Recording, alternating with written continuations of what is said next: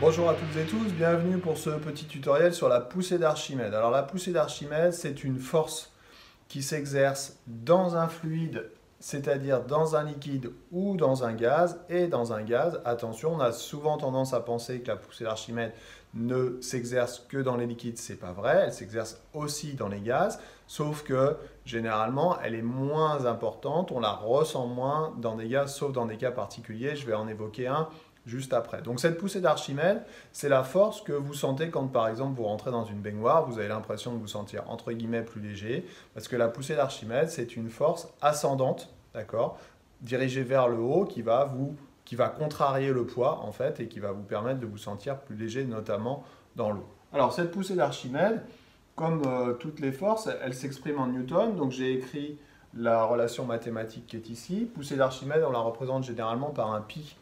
Donc cette poussée d'Archimède, elle est égale à la masse volumique du fluide dans lequel elle se trouve.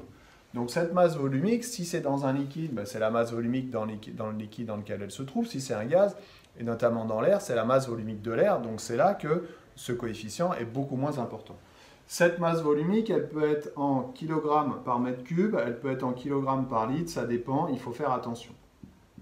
Imaginons que je le mette en kilogrammes par mètre cube, ça veut dire que le volume associé, ça va être les mètres cubes. Alors le volume, c'est quoi? C'est le volume immergé. J'insiste, si je prends ici un glaçon par exemple, ou un objet qui est à moitié un iceberg, à moitié immergé dans l'eau, la poussée d'Archimède va s'appliquer uniquement sur la partie qui est immergée. Si je veux représenter cette force avec un vecteur, bien entendu, on va prendre le centre d'inertie, mais le centre d'inertie de la partie immergée seulement, et on va faire une force ascendante comme ceci.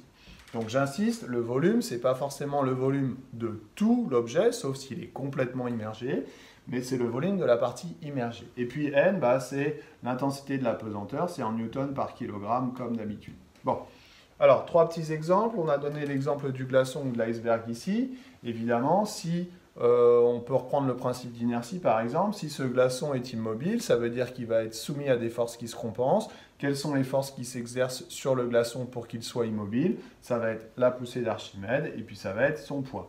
Cette fois, le poids s'applique sur le centre d'inertie de l'ensemble de l'objet. Donc on va le représenter comme ça, avec des intensités de vecteurs qui vont être des normes de vecteurs qui vont être les mêmes pour que le glaçon puisse être immobile.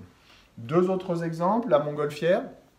D'accord, montgolfière, bah, pourquoi ça fonctionne? Ça fonctionne parce qu'il y a une poussée d'Archimède qui va être cette fois supérieure au poids qui va permettre à l'objet de monter. Donc comment on fait pour le faire monter? Bah, on va jouer sur le volume.